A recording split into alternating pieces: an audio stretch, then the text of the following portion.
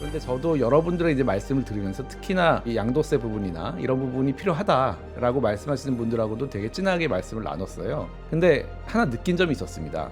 이게 어떤 세금의 숫자에 대한 다른 생각이 아니고, 그리고 뭐 주가가 올라야 된다 이런 거에 대한 다른 생각이 전혀 아니고, 지금 이 한국의 주식시장, 자본시장, 증시를 바라보는 이 느낌, 감이 완전히 다르구나. 저 같은 경우는 한국 자본시장은 완전히 망가져 있고 이거는 시장으로서의 기능을 거의 상실했다고 보고 있는데, 그렇지 않고 세금이 필요하다는 분들은 이 정도면 그래도 좀 괜찮은 거 아닌가. 왜냐하면은 2,400, 600에서 지금 3,200까지 올라와 있는 상태거든요. 네. 인식이 여기서부터 출발을 하기 때문에 다르구나라는 생각을 해서.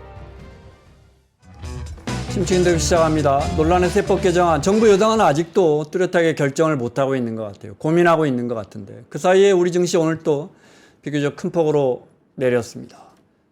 정부 여당의 세법 개정안이 우리 증시의 발목을 잡는다는 근거는 없지만 정부 여당의 세법 개정안이 우리 증시의 발목을 잡고 있다고 믿는 투자자는 많은 것 같아요.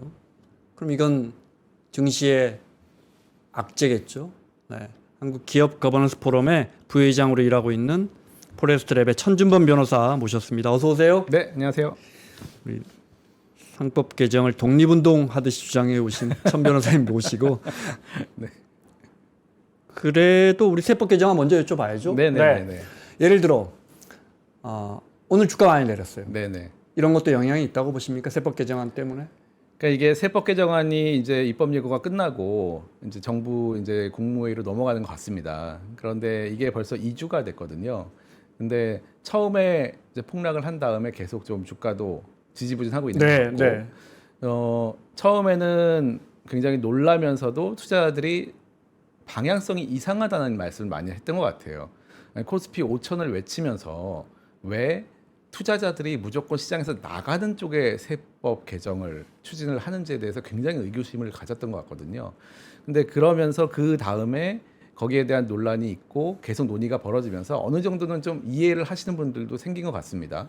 그러니까는 지금 뭐 국가의 예산이 재정이 너무 부족하다라는 말도 많이 나오고 있고, 근데 뭐 세수가 없기 때문에 뭐 어쩔 수 없다는 의견도 굉장히 강하게 좀 나오고 있거든요. 그래서 저도 뭐 여러분들을 만나면서 찬성론 반대로 많이 들어봤습니다. 네.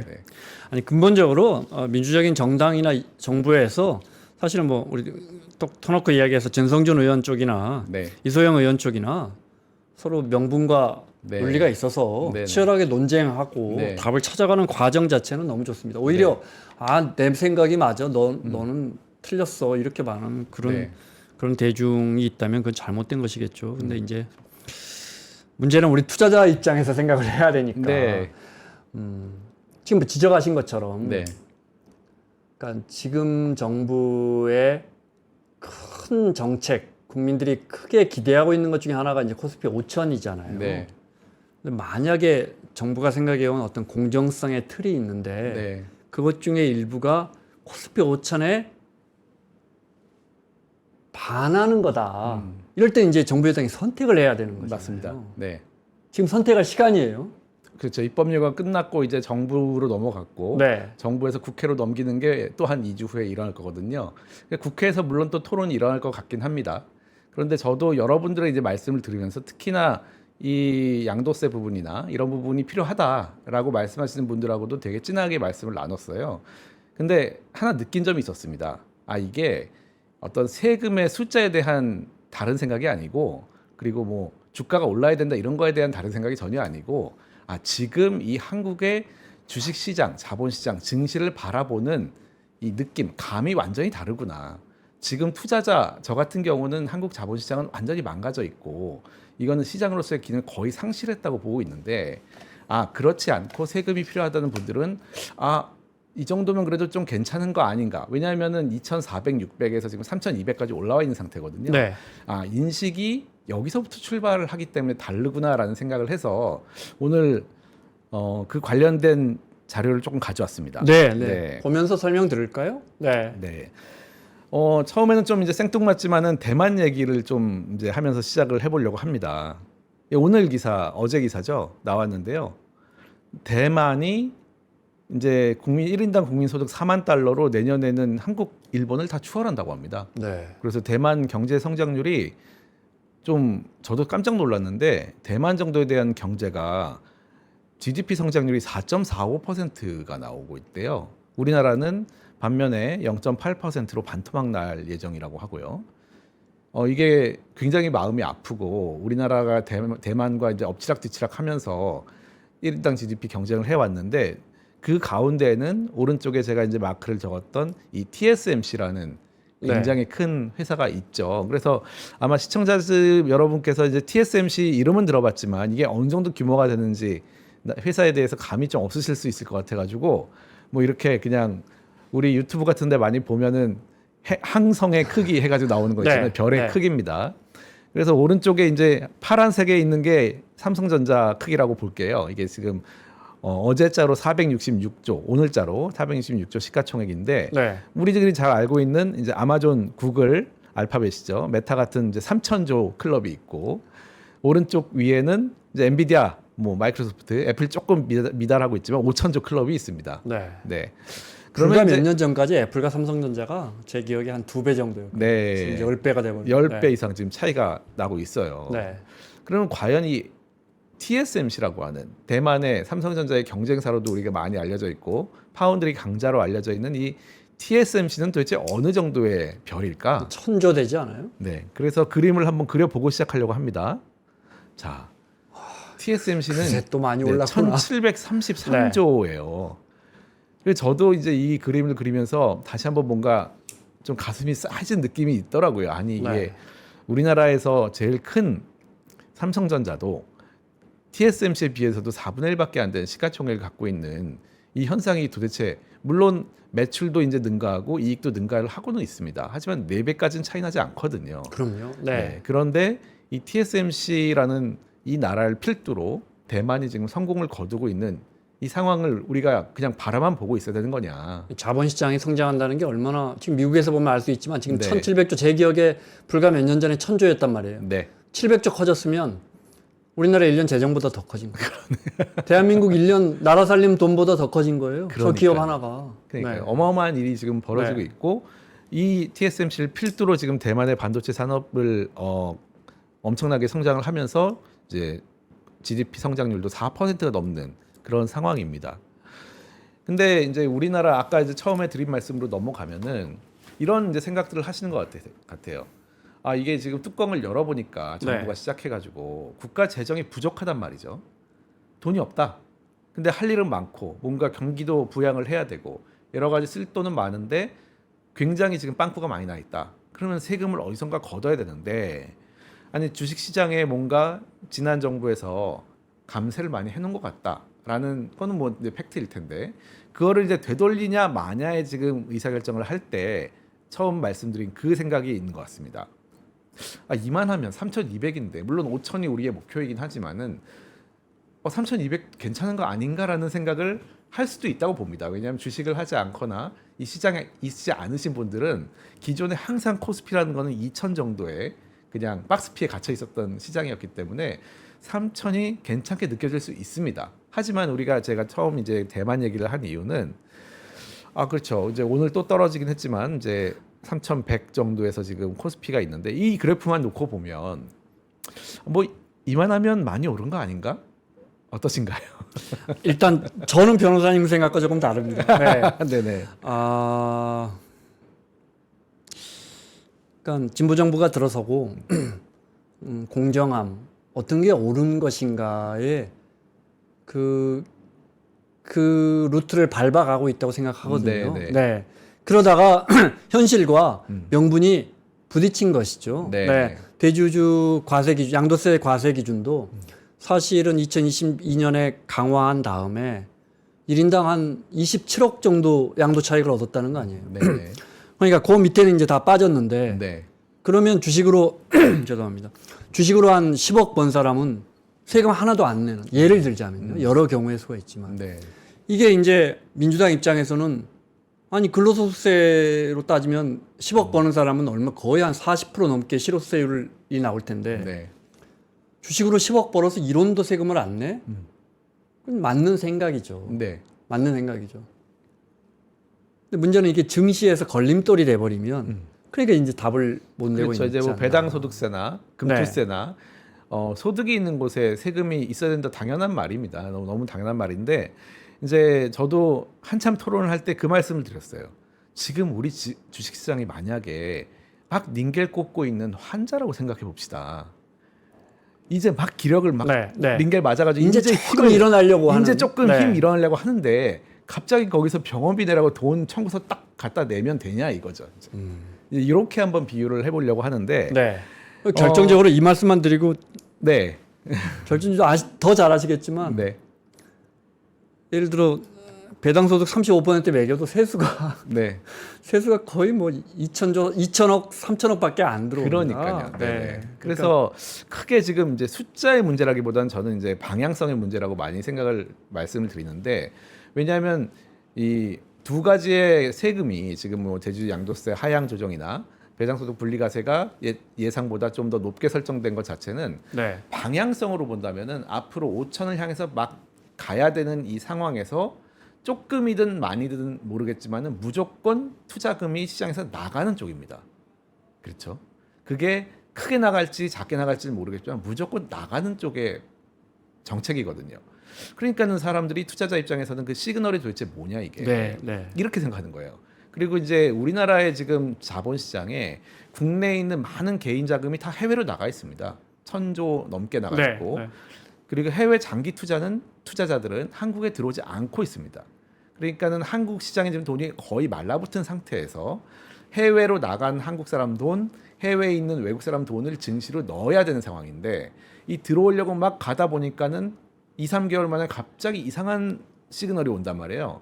그러니까는 들어오려던 돈이 지금 안 들어오는 상황인 것 같아요. 그런 상황인 것 같은데. 그래서 사실 근데 이만하면 많이 오른 거 아닌가라는 느낌이 좀 있는 것이 사실 상반기 아니거든요. 상반기 1등이라고 우리가 굉장히 지금 코스피를 자랑스러웠는데 지금 다시 그래프를 보면은 다 따라잡혔습니다. 지금 자료를 보시면 이제 파란색이 한국이고요. 나머지 노란색이 대만, 하늘색이 일본, 그리고 미국이 주황색 이제 S&P 500입니다. 사실은 다 따라잡혔어요. 지금 우리나라가 이제 1년인데 1년 19%이지만은 대만만 조금 낮지만은 일본과 미국은 이미 다 한국 증시하고 비슷하게 또 오르고 있습니다. 또 니케이 지수가 또 잘 나가더라고요. 그렇죠. 이거를 좀 더 뭐 이 기간을 넓혀 보겠습니다. 이렇게 보면은 이제 5년으로 좀 넓혀 볼게요. 사실은 한국 증시의 이 저평가는 오래됐기 때문에 5년으로만 넓혀도 코스피는 지금 한참 못 미치는 수익률입니다. 38%고 나머지 대만, 일본, 미국은 다 90% 정도의 수익률을 보이고 있죠. 그러니까 한국 증시가 최근에 좀 오르긴 했지만은 아직도 압도적인 저평가라는 거는 확실하고 또 더 넓혀볼게요. 이제 20년입니다. 20년 이제 코스피 20년가 요 가운데 2010년경부터 이때부터 이제 금융위기 직후부터 보는 게 이제 코스피인데요. 이제 뭐 126%면 대만, 일본, 미국에 비해서는 뭐 한참 미국 뭐 S&P 같은 경우는 7배 올랐잖아요. 그래서 한국 증시는 아직도 그래프로만 봐도 많이 오르지 않았고 또 이제 PBR 같은 걸 보면 더더욱 그런데 이제 미국 빼고 미국은 뭐 미국이니까 그래서 나머지 대만하고 일본만 보더라도 아직은 한참 남았습니다. 아직 대만이나 일본에 한참 미치지 못하는데 그것이 이제 아까 말씀드렸던 대만 증시 그리고 대만 경제의 지금 승천하고 비교가 되는 모습이거든요. 그래서 우리가 이게 지금 막 시작을 잘 하긴 했는데 왜 2, 3개월 만에 이렇게 브레이크 거는 조금만 기다려주지. 5천 된 다음에 하셔도 5천 된 다음에 금투세 해고 금투세 배당소득 뭐 누진세 다 해도 되는데 왜 지금 2, 3개월 만에 이런 정책이 나오는지에 대해서 시장은 굉장히 의아해하고 있는 상황인 거죠. 알겠습니다. 변호사님 나왔으니까 상법 개정안 이야기를 할까요? 저 세법 개정안 관련해서 준비하신 표가 다 됐나요? 요 이제 다음 장표를 보면은 그게 같이 나오는데 자 이제 세법과 상법이 이제 같이 있습니다. 그래서 오늘 대만 얘기를 좀 많이 하게 될 것 같은데 이 대만이 굉장히 모범입니다. 여기 지금 글씨가 잘 보이는지 모르겠는데 대만은 사실은 우리가 지금 하려는 2차 상법 개정안 그 집중 투표제 의무화 뭐 그리고 세법에 대해서도 배당소득세를 분리과세, 일괄적 분리과세를 했고, 네. 뭐 전자투표제 그리고 뭐 영어 공시 이런 것들을 다 한 2006년부터 준비를 해왔습니다. 그래가지고 2017년에 다 의무화가 됐고, 그러다 보니까 지금 대만 증시의 PBR이 2.4예요 거의. 어이구. 저도 네. 얼마 전까지 대만 증시 1.8이라고 하고 다녔는데 2.4배. 2.4배입니다. 네. 네, 어마어마한 지금 이제 대만이 실제로 프리미엄 시장으로 가고 있고요. 우리나라는 3,200이 왔지만은 이제 아직도 1대 1.04, 07 정도. 오늘 떨어졌으니까 더 1에 가까이 갔겠죠. 그래서 이게 PBR 1에 지금 만족하면은 시장이 올라갈 수가 없는데 여러 가지 제도가 빠르게 지금 진행이 되고 있지 않은 모습이 있는 것 같습니다. 네. 대만은 사실 우리가 비교하기 좋은 게 처음에는 저희가 미국을 봤지만 미국은 그냥 미국이니까 하고 넘어갔고 재작년부터는 사실 일본을 많이 봤어요. 아베노믹스 이후에 거버넌스 개혁도 하고 여러 가지 양적 완화하면서 주가가 많이 올랐고 밸류업도 사실 일본 거 많이 본 거 아니에요? PBR 개혁도 네. 하고 1.0 미만 회사에 대해서 뭐 페널티도 주고 이런 것들을 많이 저희가 벤치마킹을 했는데 이제는 일본도 너무 잘 나가고 있어가지고 사실은 대만을 따라잡기도 쉽지가 않은 것이 우리나라가 EM 시장, MSCI EM 시장에서 대만의 비중이 지금 절반밖에 안 되거든요. 그래서 전체 10%도 되지 않는 비중이라고 합니다. 그래서 대만하고 비교해서 대만이라도 좀 따라잡아야겠다라는 생각을 해야 되는데 대만이 우리나라랑 되게 비슷하잖아요. 뭔가 이제 양안 문제로 해가지고 계속 전쟁의 위협도 있을 수 있고 지정학적 위험이 지정학적 있죠. 위협이 네. 있고 또 산업 구조도 좀 비슷하다 볼 수 있습니다. IT 전자 위주의 그런 산업 구조를 그리고 수출 위주의 경제를 갖고 있어요. 그런데 대만은 보면은 이제 2003년부터 기업 지배 구조 전담반 설치했고 우리도 물론 IMF 직후에 하긴 네. 했습니다. 그런데 이제 좀 실질적으로 한 거예요. 그래서 아예 지금 우리가 상법에 넣었던 주주의 이익을 위해 충실하게라는 것이 대만은 이미 2006년에 들어갔습니다. 저걸 굳이 저렇게 쓰는 선진국이 별로 없다고 들었는데. 사실은 이제 그게 다 네. 케이스 바이 케이스인데 미국은 그냥 너무 물과 공기 같아서 법에 없는 겁니다. 그러니까요. 우리는 자꾸 판례에서 네. 법원이 이렇게 하니 그 기업의 편을 들어주니까 네. 우리는 굳이 저걸 집어넣게 됐다 이렇게 들었는데 네, 맞습니다. 대만은 오래전부터 저걸 네. 명시해 놨군요. 네, 아예 명시가 돼 있었고 뭐 전자투표도 2017년 이미 다 의무화가 됐고 2023년에는 모든 상장사 대상으로 전자투표가 되는 그런 우리 이번에 이제 이제는 통과됐죠, 이제 2조 우리는? 이상 회사에 대해서 의무화를 하려고 하는 거고요. 네. 그래서 이런 것들이 다 앞서가고 있었더라고요. 그래서 이런 것들이 대만은 2006년부터 시작해가지고 지금 이제 한 15년 이상 이렇게 해가지고 결국은 PBR 2.4라는 어마어마한 지금 성과를 거두고 맨 처음에 보여드렸던 것처럼 경제 자체도 성장을 하고 있는 굉장히 선순환을 보여주고 있어서 사실 너무 부러웠습니다. 이게 이렇게 꾸준하게 10년, 20년을 하면은 결국은 자본시장이 효율적으로 돌아가고 네. 경제에도 좋은 영향을 주는구나 이런 것을 볼 수 있었고 그래서 이제 결국은 다시 실물 경제도 영향을 주는 선순환 구조가 이제 이루어지고 있습니다. 우리가 3만 5천 달러 선에서 일본 추월했다고 좋아하고 있었는데 저 뒤로 그냥 대만이 쑥 뛰어가 버리는. 근데 일본이야 뭐 20년 동안 정체한 거를 우리가 이제 따라잡은 거고 네. 대만이 실질적인 경쟁자였는데 지금 이렇게 되면은 상당히 격차가 많이 벌어질 것 같습니다. 우리 1차 상법 개정안에 이사 충실 의무 확대가 들어 있었잖아요. 네. 개정한 지 얼마 안 됐지만 그 법은 바로 즉시 발효가 됐죠. 네네. 네. 바로 시행됐습니다. 그러면 변호사님 보시기에 지금 기업들의 이사회나 이런 데서 그 의사결정 과정에서 이런 게 조금 녹아나고 있다고 효과가 나고 있다고 볼 수 있을까요? 지금 아직 이제 일선 이사회들은 막 배우고 있는 중인 것 같아요. 그러겠죠. 이게 뭐냐 네. 지금 하면서 네. 뭐 로펌들한테 물어보기도 하고 세미나도 다니면서 이제 과연 무엇이냐. 뭘 조심해야 하나? 네네. 그래서 이 와중에 혼란도 좀 있는 것 같고 좀 과장된 것도 있는 것 같은데 이게 좀 특이한 게 주주 충실 의무라는 게 원래 상법이라는 좀 이제 기본법 같은 거는 학계에서 논의가 오래 이루어진 다음에 개정되는 게 좀 보통입니다. 네. 근데 이 주주 충실 의무는 사실 학계에서 논의가 크게 이루어지지가 않았어요. 그래서 관련된 논문도 되게 많이 나와 있지가 않고 논의가 좀 없습니다. 그러다 보니까 가이드라인도 없고 좀 혼란스러운 상황은 맞아요. 그래서 이제 저도 여기저기서 많이 말씀을 드리면서 혼란을 없애려고 하는데 사실은 기존의 이사회에서 그렇게 걱정할 일은 없거든요. 왜냐하면은 주주 간의 이익 충돌 상황이라는 게 그렇게 흔히 발생하는 건 아닙니다. 네. 뭐 이제 합병 분할을 한다든지 내부 거래한다든지 또는 아니 뭐 일감 몰아주기 한다든지 이제 그런 좀 예외적인 경우에 그럼 고려를 어차피 하는 뭐 거예요. 그건 실정법 위반이니까. 그렇죠. 근데 이제 기존의 상법이 아니라 공정거래법 같은 걸로 규율을 할 때에는 이게 주주 간의 이익 충돌 문제인데 갑자기 관이 끼어든 거였습니다.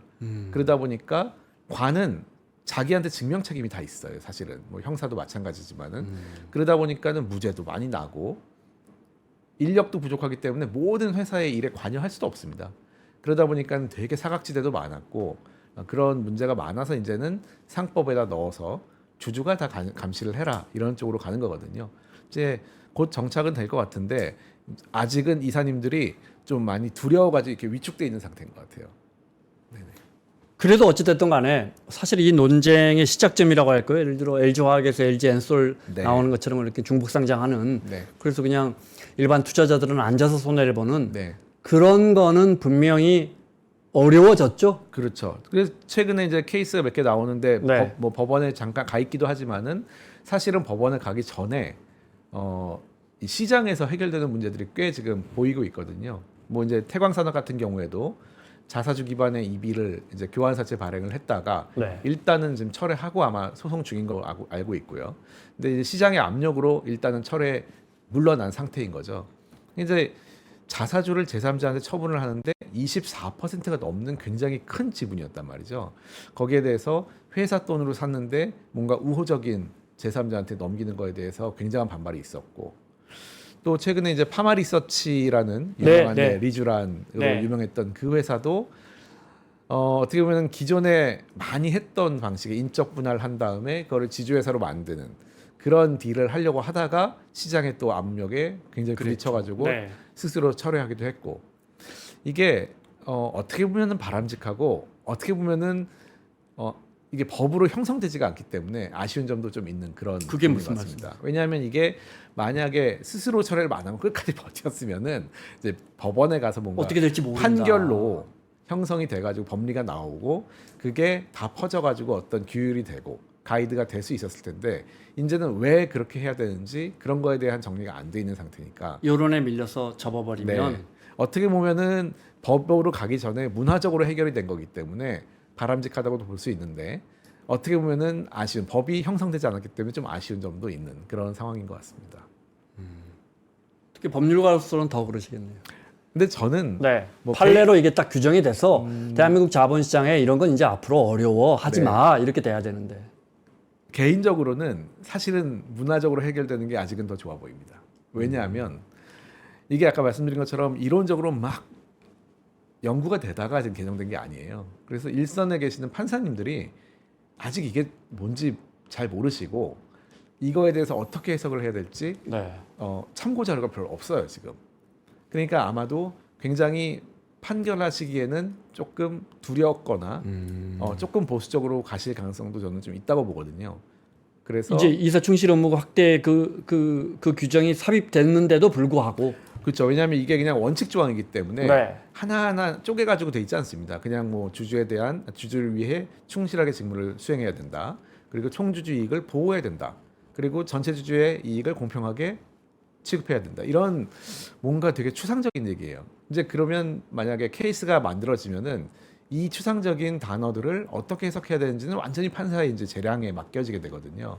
그러면 이제 판사님들도 기존의 판례도 보고 이론적인 연구도 보고 하면서 본인의 이제 그 생각을 정리를 하시는데 지금 그게 굉장히 부족한 상태다 보니까 아 이걸 어떻게 해야 되나 고민이 많은 상태이실 걸로 보여서 지금은 이 법이 만들어진 우리의 지금 시장의 법 감정 그리고 문화에 따라서 해결되는 게 어떻게 보면 좀 좋아 보이기도 합니다.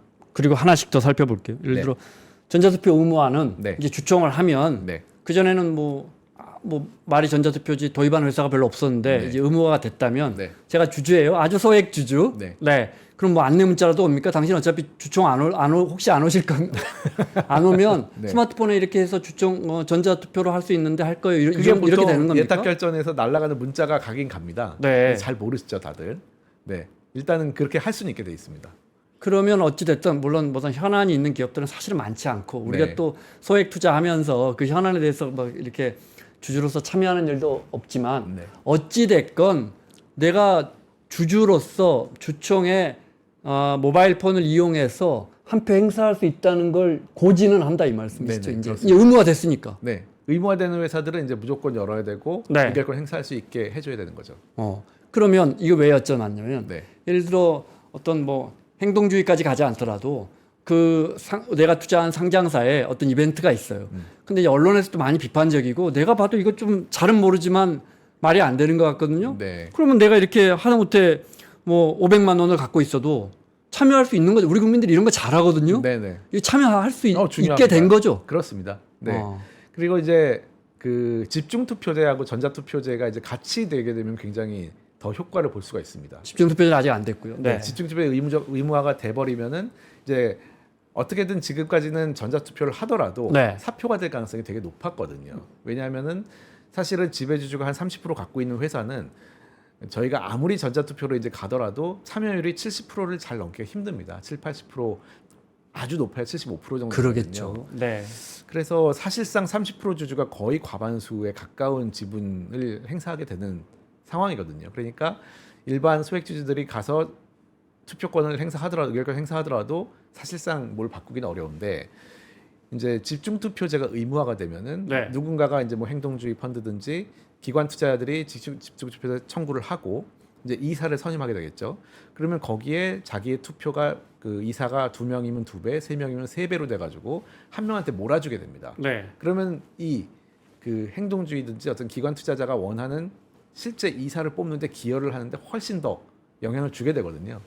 그게 이제 후보에 따라 소액 투자자들이 할 수 있는 투표권이 배수만큼 늘어나는 거잖아요. 그때 같이 뽑을 때. 그러니까. 몇 명 네. 뽑는지에 따라. 그래서 또 회사 입장에서는 그 후보 수를 최대한 줄인다면서요. 네, 줄이기도 하고 네. 사실은 뭐 다 아시는 얘기니까 그 시차임 기제라고 해가지고 이사들의 임기를 다 잘라버립니다. 그러면은 2명 이상 뽑는 일이 없어져 버려요. 그렇군요. 네, 그렇게 몰려서 한 7명 뽑으면 네. 내가 7표를 한 명한테 이렇게 몰아줄 수 있으니까 네. 그런 그렇죠. 일은 없도록 만들겠군요. 그렇게 이제 많이들 하시는 걸로 알고 있고 사실은 뭐 바람직하지는 않는데 네. 뭐 이제 상장 회사라면 저는 나중에 좀 중장기적으로는 사실은 상장 회사의 이사 뽑는 제도가 다 다른 것도 좀 이상하거든요. 네. 그러니까는 저는 이사회는 이사 개별적으로 결정하는 데가 아니거든요. 그 우리가 국회의원도 사실은 전체를 한꺼번에 뽑잖아요. 예. 그리고 보궐선거를 하면은 그 임기 끝날 때까지만 하고 그럼요. 다 같이 네, 뽑아요. 그럼요. 근데 우리 주식회사의 이사회, 상장회사 이사회는 한 명이 이사가 나가면은 이 사람의 후임자는 또 3년을 합니다. 그러니까 이게 다 지그재그로 임기가 돼 있어요. 그러니까 이사회가 어떤 통일적인 회로 구성되기가 좀 어렵습니다. 그래서 저는 개인적으로는 이사회를 뽑아야 한다. 네, 이사회를 임기를 다 통일시키는 게 사실은 맞다고 그 생각합니다. 생각도 못했네요. 네. 일단 처음에 1차 상법 개정안 된 것부터 살펴보고 이제 넘어가. 요거 하나만 더 여쭤보면 3% 룰 적용돼서 네. 감사위원 분리 선출하는데 네. 지금 현장 이게 시행이 1년 뒤던가요? 네네네. 그거는 그러면 시행이 이건 1년 의미가 없네요 질문에. 네, 지금은 시행되지 아직 않습니다. 변화는 없겠군요. 네네. 내년 1월. 전망은 어떻게 하세요? 효과 상당히 있을 것이다. 그러니까 지난 1차 상법 개정에서 바뀐 거는 사실 2020년에 이상하게 바뀌었던 거를 오류를 수정하는 정도였습니다. 이게 되게 복잡하긴 한데 어쨌든 그 3% 룰을 적용할 때 일반 주주가 거의 참여할 수 없게 사회이사인 경우에는 그 지배주주가 여러 뭐 친인척도 있고 계열에서도 있잖아요. 그 나머지 그 3% 룰을 다 쪼개가지고 네. 개별 3% 룰이었습니다. 네. 그러다 보니까 실질적으로 3%가 아니었어요. 3% 더하면 뭐 한 12%가 돼버리는 거죠. 네네. 네. 그렇게 이상하게 바뀌어 있던 거를 아니다. 합쳐가지고 3%로 해야지 이게 뭐냐 해가지고 그게 1차에서 바뀌었던 거고 이제 요번에 기다리고 있는 것들은 이제 그 합쳐가지고 3% 하는 것을 2명으로 늘리는 부분이 이제 나와 있는 겁니다. 분리선출하는 감사위원을 네. 한 명보다는 2명으로 하자. 네. 이게 이제 정부 여당이 준비하고 있는 법안이다 이 맞습니다. 말씀이시죠. 네네. 2명이 되면 어쨌든 과반하고는 물론 이게 꼭 반대할 건 아니고 네네네. 꼭 무슨 드라마처럼 막 네. 나는 반대입니다 이건 아니잖아요. 아니죠. 네, 기업이 이사회에서. 그럼요. 근데 이제 어떤 특정한 사안에 대해서 네. 부당한 결정이 내려질 때 이 2명이 뭘 할 수 있습니까? 제 감사위원회라는 게 있습니다. 우리나라 지금 2조 원 이상 회사, 큰 네. 회사죠. 이게 한 뭐 100몇십 개 되는데 그 회사에 대해서는 감사위원회가 의무로 돼 있습니다. 근데 감사위원회 의무 중에 사회이사를 2명 이상 둬야 되기 때문에 보통 3명으로 구성하고 있어요. 그래 최소 3명인 거죠. 사내이사 네. 1명, 네. 사회이사 2명으로 구성돼 있습니다. 그런데 기존에는 한 명만 분리 선출하면 됐기 때문에 3명 중에 1명만 사실상 소액주주가 선임한 이사가 들어갔어요. 네. 그것도 잘하면. 잘하면. 네. 그러니까 3명으로 이 이사회 내의 위원회이기 때문에 3명이 또 합의를 해야 되잖아요. 그러니까 한 명이 아무리 주장을 해도 뭔가 감사위원회의 의견으로 나가기 어려웠던 거예요. 그러니까 이거 한 명은 너무 힘이 없구나. 2명으로 하자 하면은 이제 2명을 사회이사가 다 분리선출되면 네. 감사위원회 자체가 다수결을 할 수가 있는 겁니다. 그러면 분리 선출된 감사위원들은 네. 그 3명은 정말로 독립적으로 이사회가 제대로 결정을 하는가를 네. 감사라는 게 원래 독립성이 굉장히 중요하잖아요. 중요하죠. 네네. 기업에서도 감사는 대표이사하고 독립된 기관 아닙니까? 네네. 그럼 이렇게 딱 독립된 채로 감시 감사를 할 수 있겠군요. 그게 이제 이상적이죠. 그렇게 해야 되는 하라고 해가지고 지금 이제 들어가는 거고. 그런데 만약에 5명으로 해버리면 이제 그럼 과반이 안 감사위원회를 되잖아요. 또 2명 5명 할수 뽑았죠. 있는데 네. 뭐 그렇게 할 수도 있겠죠. 근데 이제 이사회가 보통 큰 회사라도 보통 7명, 9명 정도 됩니다. 그렇기 때문에 뭐 감사위원회를 물론 5명으로 할 수도 있겠지만 그렇게 쉽지 않겠군요. 네, 굉장히 이상하죠. 큰 회사도 이사분들이 네, 한 10명 넘는 경우는 많지 별로 않습니다. 없나요? 네, 아, 네. 그럼 일반적으로 감사위원회는 그러니까 보통 3명, 4명 3명 정도 네, 네. 그렇겠군요. 그래서 만약에 정부 여당이 준비하고 있는 그 감사위원 분리 선출이 2명이 된다면 네. 이 일반 주주들이 선출하는 감사위원이 2명이 될 가능성이 상당히 있군요. 그렇습니다. 네. 그리고 이제 실질적으로 우리가 이론 그 좀 원칙론적인 걸 떠나가지고 조금 더 깊게 들어가면은 이제 회사의 이사회에서 결정하는 것 중에서 가장 사실은 기업들이 조금 뭐 우려한다고나 할까 하는 것들이 다 지배주주와의 이익 충돌 거래예요. 그래서 뭐 내부 거래를 한다든지 네, 네. 이런 거에 대해서 사실 이사회에 일반 사회이사가 가지고 실제 경영상 판단, 뭐 M&A를 하겠다, 투자를 하겠다, 사업에 어디를 투자하겠다 이런 거에 관여하기가 굉장히 어렵습니다. 왜냐하면 전문성도 떨어지고 네. 내부 정보를 잘 몰라요, 사실. 그 뭐가 어떻게 돌아가는지 진짜 어렵죠. 거의 뭐 네. 아무리 잘하는 이사회라도 거의 일주일 전에 자료를 주기 때문에 진짜 전문가가 아닌 이상 일주일 전 자료만 보고서는 뭘 찝어내기는 거의 힘들죠, 사실은. 네. 그래서 쉽게 볼 수 있는 거는 내부 거래예요, 사실. 이거는 저기 지배주주가 지분율이 높은 회사로 거래하는 건데 왜 합니까? 이게 공정한 가격 맞습니까? 누구랑 비딩을 붙였습니까? 이런 것들은 상식적으로 할 수가 있거든요. 이제 이런 거에서 아마도 이사회 내 논의가 활발해지는 것을 기대하는 것이고 기존의 뭐 기업 이사회에서는 그 부분에 대해서 좀 불편함을 갖고 있는 거겠죠. 네. 지금 말씀하신 이런 부분에 대해서는 큰 이견은 없이 곧 법안이 만들어집니까? 법안은 이미 올라가 있고 네. 지금 이제 다 통과돼가지고 그 본회의만 남아 있는 걸로 알고 있습니다. 그래요. 네. 네. 그 다음에 저는 잘 모르지만 이게 정말 중요한 것 같은데 자사주 의무 소각 이건 논의가 좀 잠잠해진 것 같아요. 사실은 진행은 되고 있습니다. 다음 주에도 국회 토론회가 하나 있고 네, 거기에 이제 여러분들이 모여가지고 얘기를 할 텐데 지금 이제 그 세제 개편 때문에 많이 여론에서는 약간 지금 소강 상태인 걸로 돼 있습니다. 저쪽 전장이 너무 뜨거우니까 네. 네네. 또 여당 안에서도 괜히 그런 것 같습니다. 전장을 확대하지 말자. 이것도 매우 피곤한데 네네. 그 전에 제가 잘 몰라서 여쭤보는 겁니다. 네. 3프로 시청자분들은 잘 아세요. 네. 그래도 자사주를 가지고 네. 나쁜 의도로 쉬운 말로 장난 어떻게 칩니까? 자사주는 기본적으로 가지고 있다가 제일 아주 쉬운 구체적인 방법은 사례를 설명해 네네. 주시면. 아주 쉬운 경우는 내가 지배주주가 20%밖에 지분이 안 되는데 자사주가 10% 있습니다. 네. 그럼 누가 막 주식을 사가지고 공개 매수하든지 시장에서 사서 19%까지 따라와요. 그러면 자사주를 친구한테 갑자기 처분합니다.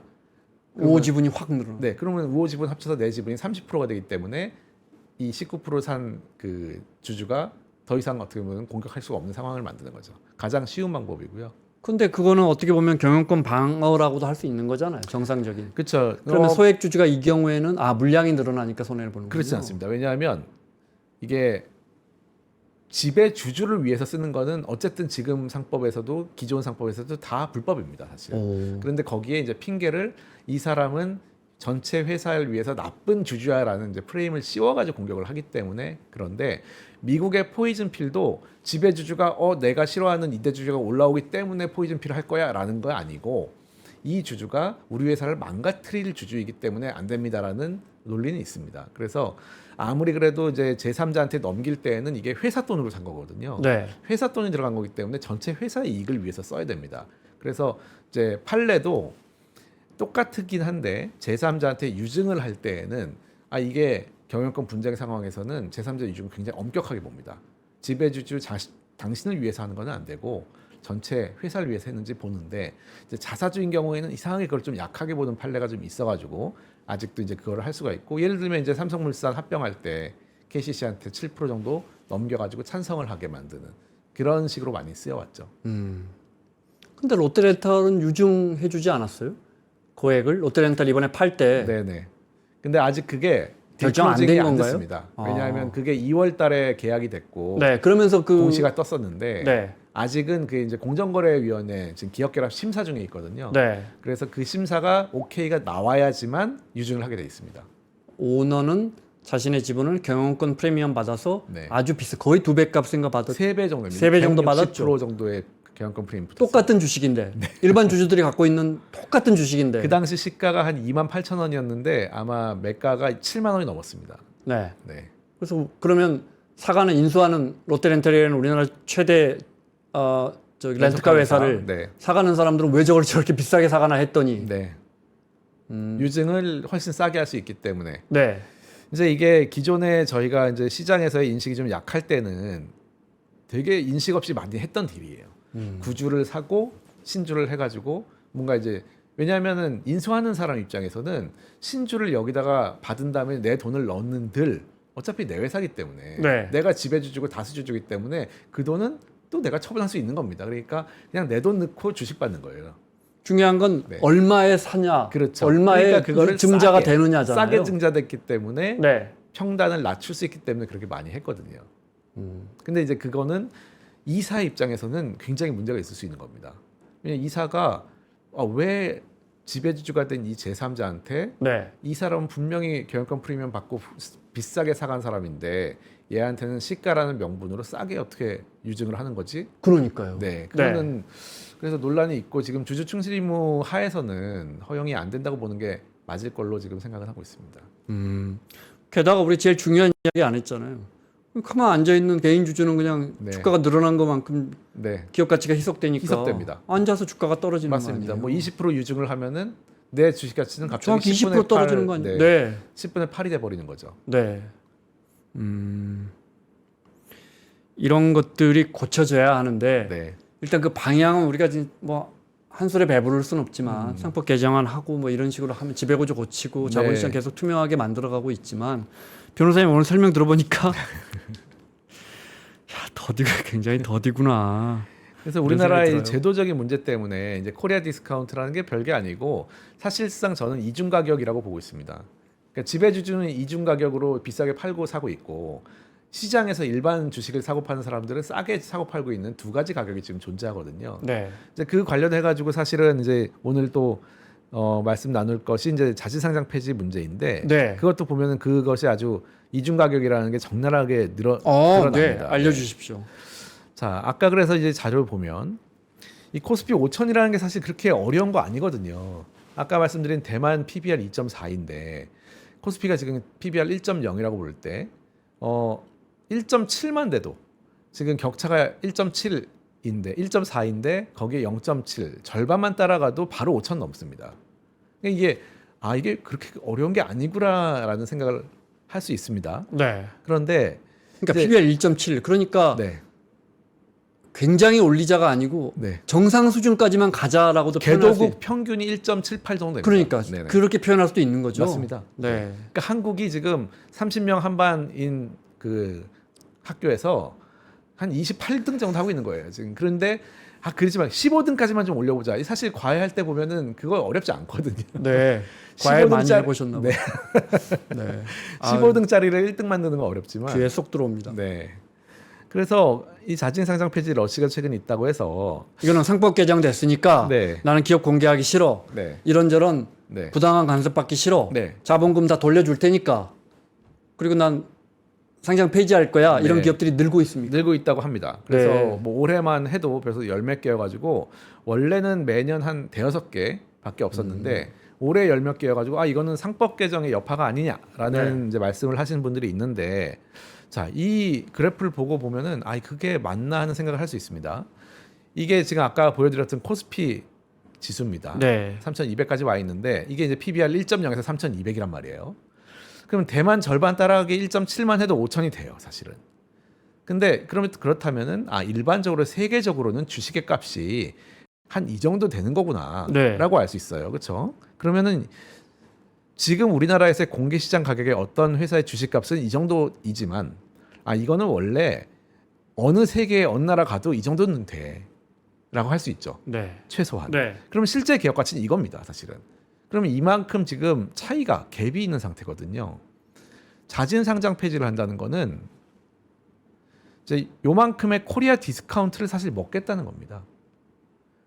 왜냐하면은 공개 시장에서 그리고 뭐 이제 이거를 경영권 프리미엄이라고 아까 말할 수도 있는 거고요, 사실은. 자, 자진 상장 폐지 어려운 게 아닙니다. 여기서 사가지고 여기서 팔면 되는 거예요. 그러네요. 공개 시장에서 열심히 주식을 모으고 일단 주가가 싸니까요. 싸니까. 네. 아무리 여기에 20% 프리미엄을 준다고 해도 공개 매수를 해도 사람들은 이제 시가가 오르지 않는다는 걸 알고 있기 때문에 많이 응하겠죠. 하지만은 드라마틱하게 여기까지 올라가지는 않거든요. 그러니까는 요 정도에서 사가지고 여기서 판다는 건 무슨 의미냐면 기업의 본질 가치를 100%를 다 갖게 되면은 이게 코리아 디스카운트라는 건 시장에서 이루어지는 거지 프라이빗하게 주식을 사고 파는 지배주주 간에는 없습니다. 왜냐하면 이 가치를 알기 때문에. 그래서 여기서 파는 게 자진 상장 폐지인데 그래서 기사에 보면은 최근에 그 사모펀드들이 많이 자진 상장 폐지를 하고 있습니다. 기업 가치를 끌어올리기 위해서 자진 상폐를 선택했다라고 밝혔다라는 기사가 있고 이제 이걸 해석하실 때 아 이게 뭔가 소액주주가 되게 막 귀찮게 하고 권리 주장을 하고 이러기 때문에 경영이 힘들어지고 신속한 의사결정이 안 돼서 자진 상폐를 해가지고 100% 회사를 만들면은 기업 가치가 올라간다라는 뉘앙스로 설명하시는 분들이 꽤 있거든요. 근데 그게 아니고 그냥 여기서 사면 100% 만들면 이렇게 기업 가치가 올라가는 겁니다, 사실은. 판다는 건 증시를 벗어나서. 네. 네. 왜냐하면 100% 그러면 이제 증시를 벗어나면 우리는 기업이 저평가돼 있다기보다 증시에서의 기업 가치가 저평가돼 있으니까. 맞습니다. 네. 나는 증시의 옷을 벗고 네. 상장 그러니까 거래소를 떠나서 네. 그러면 그 기업 가치는 그대로 본질 가치에 있는 거죠. 인정받을 테니까 네. 제값 주고 팔겠다. 네. 물건을 이제 회사를 하나로 네. 회사를 주식을 쪼개 가지고 사고 팔면은 이 시장이 너무 저평가돼 있으니까 여기서 막 긁어 모아 가지고 이제 하나의 100%를 만든 거죠. 하나를 만들면 이제 하나의 물건이 되니까 네. 하나의 물건은 본질 가치를 다 인정받을 수 있으니까 바로 100%로 팔 때에는 훨씬 비싸게 팔 수 있는 이게 사실 우리나라 사모펀드들이 많이 하는 지금 딜이고 사실은 거의 이제 한국에서 이게 경제학에서는 아비트라지라고 많이 하죠. 이제 차익 거래. 네, 차익 거래, 무위험 거래에 가까운 딜을 많이 하고 있죠, 사실은. 네. 근데 이 자진 상장 폐지라는 게 이렇게 이루어집니다, 보통. 이제 지배주주가 만약에 30%밖에 안 가지고 있을 때 일반 주주가 70% 보통 우리나라 상장에서 이렇게 있잖아요. 그러면은 뭐 공개 매수를 통해 가지고 뭐 90%를 만들든지 95% 만들고 또는 3분의 2만 만들어도 사실 현금 교부형 포괄적 주식 교환이라는 걸 통해 가지고 상장 폐지를 할 수가 있습니다. 어쨌든 여러 가지 방법으로 일반 주주 주식을 막 사 모으는 겁니다. 프리미엄도 주고. 네. 근데 하나 이제 의문점이 있을 수 있습니다. 뭐냐면 일반적으로 근데 저렇게 되니까 주가가 자진 상장 폐지한다면 주가가 올라가잖아요. 거래소에서는. 네. 그 공개 매수 가격까지 쭉 올라가죠. 그렇죠. 네. 왜냐하면 거기서 사고 팔면 바로 되는 거니까. 근데 이 돈 다 어디서 나온 건가요? 이게 지배주주가 이렇게 많은 주식을 살려면 돈이 있었으면 진작에 했겠죠. 근데 네. 이렇게 많은 돈이 지배주주가 있을 수가 있을까요? 뒤에 되팔려는 사람의 돈이 좀 끌어다 쓰나요? 그렇죠. 그래서 이게 상장 폐지한다 하면은 아, 이 사람이 돈을 다 가지고 일반 주주 주식을 다 사가지고 뭔가 그냥 혼자 먹으려고 하는구나 이런 생각도 들고 사실은 근데 이제 이런 게 아니고 필요한 돈은 이렇게 바뀌는 구조입니다. 어떻게 보시면 되냐면 이 지배주주는 사실 돈이 없습니다. 보통은 특히나 이제 수백 수천억이기 때문에 네. 개인이 그렇게 돈이 있을 수는 없습니다. 뒤에서 일본에서도 사실 최근에 자진 상장 폐지가 굉장히 많거든요. 네. 근데 이게 공개 시장에서 공시도 해야 되고 뭔가 그러니까 사실은 다른 사적으로 자금 조달하는 거예요. 사실 여기가 뭐 PEF가 들어갈 수도 재무적 투자자. 있고, 네. 재무적 투자자가 많이 들어가서 돈을 조달을 해가지고 뭔가 SPC를 만들든지 해서 그 안에서 이 돈으로 일반 주주 거를 사는 거예요. 그러니까 사실은 상장 폐지가 된 것 같지만 위에서는 그 상장 폐지된 모회사에서는 다시 지배주주와 다른 주체들과 계약이 다 맺어져 있습니다. 그래서 이거를 이제 보통 MBO라고 많이 부르는 이유가 경영을 하고 있던 창업자들이 회사를 100%로 상장 폐지하거나 만들어 가지고 이런 재무적 투자자와의 계약을 통해 가지고 뭔가 구조를 그냥 바꾸는 거예요. 네. 네. 그러니까 사실 이게 공개 시장이 뭔가 되게 문제가 있어 가지고 바꾼 게 아니고 이게 그냥 자금 조달 방법을 사실은 이런 FI 계약이 훨씬 무섭습니다. 왜냐면은 여기는 정말로 뭐 일감 몰아주게 하면은 바로 이제 풋옵션이 막 행사되고 내 주식을 다시 사가라 그러고 무서운 게 많거든요. 그래서 이렇게 사적 자금 조달이 변경되는 거고 결국은 이 차액 아까 이 디스카운트된 한국 시장의 시장 가격과 실제 기업 가치의 차액을 이 FI하고 이제 공유하는 거예요, 사실은. 왜냐하면 여기서 열심히 사 모은 다음에 실제 기업 가치로 팔면 이 100을 FI가 이만큼 먹는 거니까요, 사실. 네. 네. 저만큼이 아까 코리아 디스카운트다. 네. 그렇죠. 그러니까 네. 이 우리가 자진 상장 폐지가 뭐 좋다 나쁘다 상장 폐지 왜 하냐 일반 주주가 피해다 이렇게만 볼 것이 아니고 사실은 공개 매수 가격이 문제인 겁니다. 그러니까요. 사실은 공개 매수 가격만 잘 쳐준다면 네. 주주들은 손해 볼 건 없습니다. 그들끼리 알아서 하는 거니까. 그럼요. 네. 왜냐하면 주주는 일반 개인도 그렇지만 기관 투자자 입장에서도 본질 가치를 계산을 하고 공부를 많이 해가지고 투자를 하잖아요. 네. 특히나 뭐 자산운용사나 굉장히 공부를 많이 하고 이 회사의 본질 가치는 굉장히 높은데 지금 저평가되어 있기 때문에 내가 사겠다. 이게 기본입니다. 그런데 공개 매수를 지금 저평가 있는 가격으로 하기 때문에 문제인 거죠. 아니 이게 본질 가치가 당신들은 이만큼 높은 가격으로 팔 거면서 공개 매수를 이렇게 저가로 하게 되면 네. 안 되죠.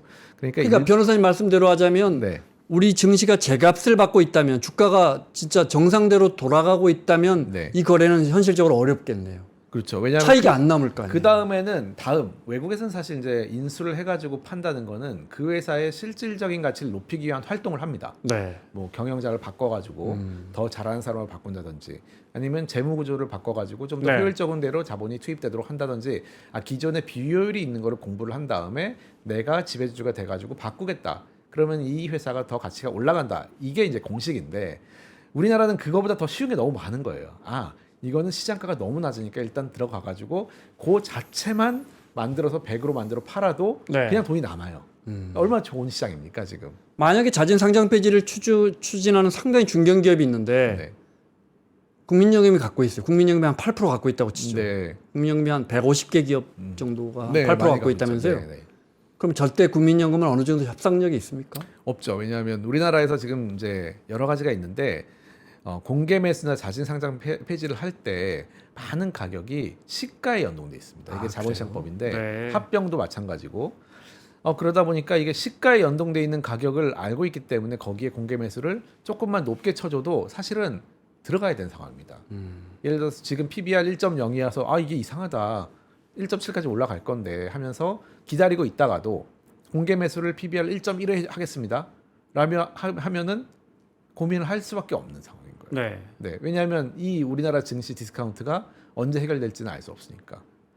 그래서 이 시가에 연동돼 있는 많은 자본시장법 조항들을 바꿀 필요가 있고 또 이제 공개 매수 할 때에도 사실은 적정 가격에 하면 된다는 걸 알고 있기 때문에 요즘은 그렇게 공개 매수하기 전에 뭐 한 20-30% 되는 일반 주주를 바로 포괄적 주식 교환 같은 걸로 강제로 뺏지는 않습니다. 많이 트렌드가 네. 그래도 공개 매수 한 번, 두 번 해가지고 뭐 10% 남기고 조금 더 쳐주죠. 네, 네. 좀 남겨놓은 상태에서 네. 그 다음에 이제 원래는 5% 밑으로 내려가야 되거든요. 그건 네. 잘 안 되니까 거기서 이제 포괄적 주식 교환이라는 방법을 이용해가지고 그때의 시가로는 그냥 치고 나가는 그런 식으로 많이 하고 있습니다. 이 회사의 가치가 1조 원이다. 네. 그리고 주가가 10만 원이었다. 네. 근데 사실은 그 주가가 많이 떨어져서 제대로 평가받지 못하고 네. PBR도 많이 낮아져서 뭐 10만 원짜리 주식이 5만 원이 됐다. 그러면 거기서 10% 정도 더 쳐줘서 공개매수 하는 거잖아요. 사실은. 사실은 그런 케이스가 너무 많았고 네. 그게 이제 지배주주 지분 인수한 다음에 한 2, 3년 정도 그런 작업을 예전부터 많이 했고 뭐 어렵지 않습니다. 사실 배당 안 주고 여러 가지로 그냥 사업을 슬로우하게만 하면 되기 때문에 네. 뭐 쭉 주가가 떨어지는 상황에서 일반 주주들 피해를 입지만 이제 그 다음에 뭐 20%더 얹어가지고 공개 매수하고 6만 원에 하겠습니다 했을 때 그 손해를 보고 있는 주주들 입장에서는 굉장히 이제 열불 터지는 상황인 거죠. 네. 그런 케이스가 참 많았죠. 앞서 자사주 의무 소각 조금 이야기했는데 네. 시간이 5분밖에 안 남아서 네. 그러니까 우리 증시의 가장 큰 문제점이 뭡니까 하면 많은 전문가분들이 큰 틀에서는 물량이 너무 많이 나옵니다. 이야기를 하거든요. 네. 이제 그래서 선진국은 물량을 자꾸 사서 태우잖아요. 네. 우리는 뭐 이런저런 상장하고 증자하고 해서 연평 그게 이제 시가총액 코스피 늘어난 거하고 네. 우리 증시 물량하고 보면 딱 차이가 나지 않습니까? 네, 그렇습니다. 코스피 지수 올라간 거하고 보면 네. 근본적으로 변호사님 보시기에 이 문제를 어떻게 좀 해소하면 될까요? 일단 물량이 많은 거에 큰 문제 중에 하나가 중복 상장 문제입니다. 우리나라가 이제 세계적으로 중복 상장이 많이 돼 있는 이유가 사실은 지주회사 구조 때문에 그렇습니다. 지주회사라는 걸 우리가 IMF 이후에 되게 좋다고 해가지고 만들어놨지만 지주회사의 자회사도 상장돼, 손자회사도 상장돼 이런 지금 지주회사입니다. 전 세계적으로 이런 지주회사가 없어요. 그러니까 공정거래법상 지주회사가 자회사의 30%만 갖고 있으면 되고 자회사는 손자회사의 30%만 갖고 있으면 되거든요. 그거는 그냥 상장해도 된다는 뜻이에요. 그러다 보니까 지주회사, 자회사, 손자회사가 다 상장돼 있는 경우가 너무 많고 네. 이거는 자연스럽게 중복 카운팅이 계속되고 있는 거죠. 그렇죠. 같은 네, 사업이 네. 사실은 손자회사 사업을 가지고 자회사도 카운팅하고 지주회사도 카운팅하고 하니까 이게 뭐 비쌀 수가 없는 거잖아요. 흔한 주식이 돼버리는 거고 네. 이런 것들만 사실 내려가도 18% 중복 상장이 없어지는 거기 때문에 이것만 해도 상당한 상승 요인이 될 수 있습니다. 그것만 해도 상당히 물량 늘어나는 네. 걸 좀 줄일 수 있다. 그럼요. 네. 네. 그래서 뭐 최근에는 사실은 이제 지주회사 위에 있는 또 옥상옥 상장까지도 막 얘기가 나오고 이러니까 사실은 그건 뭐예요? 뭐 이제 지주회사 위에 또 기존 지배주주들이 만든 또 SPC 같은 그런 회사들이 있어요. 있는 경우가 네, 있습니다. 네, 뭐 하나 있죠. 같은 경우에. 네, 네, 네. 근데 이것까지도 뭐 상장을 해버리면 이제 하나 오션판 그 형제들이 갖고 있는 에너지라는 회사. 회사가 있습니다. 이제 네. 만약에 그 회사가 상장되면 이게 사중 상장까지도 되는 거거든요. 그래서 야 이거는 뭐 자본시장이 뭐 하는 데인지 도대체 이게 자본시장에 주식을 사는 사람들은 당연히 주식이 오르는 걸 기대하고 오는데 네. 계속 물량만 찍어내는 이 상황이라면은 사실은 시장이 많이 망가져 있는 상황인 거죠. 자사주 의무 소각 이 법안이 이게 통과되지 않으면 2차 상법 개정안은 정말 큰 의미는 없을 거다 이렇게 비판적인 시선도 있어요. 이거 그럼요. 자사주는 그런 어떤 제3자한테 처분해가지고 하는 그런 지배주주의 어떤 굉장히 높은 성벽이라고 할 수 있어요. 임시 성벽으로 언제든지 올릴 수 있는. 네. 그러니까는 그런 문제도 있지만 저는 자본시장의 투명성과 정직성 문제에서도 굉장히 큰 문제가 있다고 보는 게 자사주 취득할 때 아무도 지배주주를 위해서 쓴다고 공시하지 않거든요. 주주가치 제고를 위해서 취득한다고 해요. 근데 나중에는 이거는 지배주주 우리 경영권 방어하려고 써야 되는데 왜 소각합니까? 지금 요즘 그러고 있단 말이에요. 네. 그러니까는 너무 기초적인 정직하지 않은 지금 상황인 거예요. 자사주를 그러면 차라리 처음부터 취득할 때 우리 경영자가 너무너무 좋으니까 이 사람 방어를 위해 쓰겠습니다 하고 취득했으면 차라리 저는 나을 거라고 보는데 그렇게 계속 다른 말을 하는 그런 상황을 만드는 테마이기 때문에 더 문제가 있다고 생각을 합니다. 일각에서는 근데 자본시장이 발달한 제조업보다는 어떤 자본시장이 발달한 돈을 키우는 그런 미국과 견주어서 미국은 심지어 뭐 자본금 영인 회사들도 많이 있다면서요. 그렇죠. 너무 잘 나가는 회사들도 네. 하도 자살 소각 많이 해가지고 네네. 네. 그거에 비해서 차라리 어떻게 보면 내실 있는 기업으로 가려면 뭐 이렇게 돈을 많이 뭐 유보해 놓고 있다든지 우리 특히 초기 투자금이 많으면 반도체나 이런 건 미국과는 상당히 다르기 때문에 자사주 소각 자체가 미국과 똑같은 공식이 적용될 수는 없다. 이 지적은 어떻게 보십니까? 근데 자사주 소각과 유보는 좀 관계는 없습니다. 왜냐하면 자사주 취득과 왜냐하면 자사주를 취득하면 이미 자본이 나가는 거기 때문에 네. 그 자체로 유봉이 없어진 겁니다. 네, 그러니까는 자사주를 뭐 취득해가지고 소각한다는 그 이후에 자본금이 더 없어지는 것이 이미 쓴 돈이군요. 네, 네. 이미 돈은 나갔기 네. 때문에 그 다음에 소각을 하던 말던 자본금에는 아무 차이가 없기 때문에 그거는 좀 다른 말씀인 것 같습니다. 네. 알겠습니다. 마무리 질문을 드려야 할 것 같아요. 제일 궁금하죠. 3% 시청자분들은. 그래서 상법 개정안 나오고 근데 이게 또 이제 세법 개정이 또 나와 있단 말이에요. 이게 더 이렇게 심리적 분위기에는 이게 더 영향을 미치는 것 같은데 그래도 변호사님 나오셨으니까 상법 개정안이 나오면 우리 증시의 기대감을 좀 다시 불어넣을 수 있겠습니까? 어떻겠습니까? 빠르게 나가야 될 것 같습니다. 빠르게 지금 1차 상법 개정안 이후에 이제 세법 문제도 있고 해가지고 약간 모멘텀이 좀 저도 없어진 느낌이 있어요. 주변에 이슈가 너무 많고 그러니까 사실은 자사주 문제도 빨리빨리 해야 되고 이게 기존에 워낙 이상했던 거를 바꾸는 거지 새로운 게 아니거든요.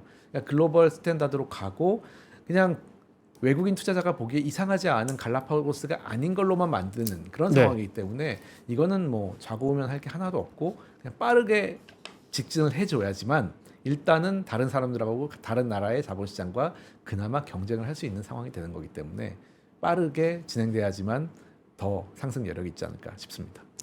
여기까지 듣겠습니다. 지금까지 한국기업 거버넌스 포럼의 부회장으로 일하고 있는 천준범 변호사와 함께 우리 코리아 디스카운트 또 2차 상법 개정안 내용까지 전망해봤습니다.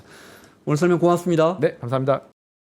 전원경 교수님과 함께 미국과 필라델피아를 누비며 세계 7대 미술관을 모두 관람합니다. 관심 있으셨던 분들은 조금 서두르시면 좋겠네요. 영상 아래 링크에서 자세한 내용을 확인하세요.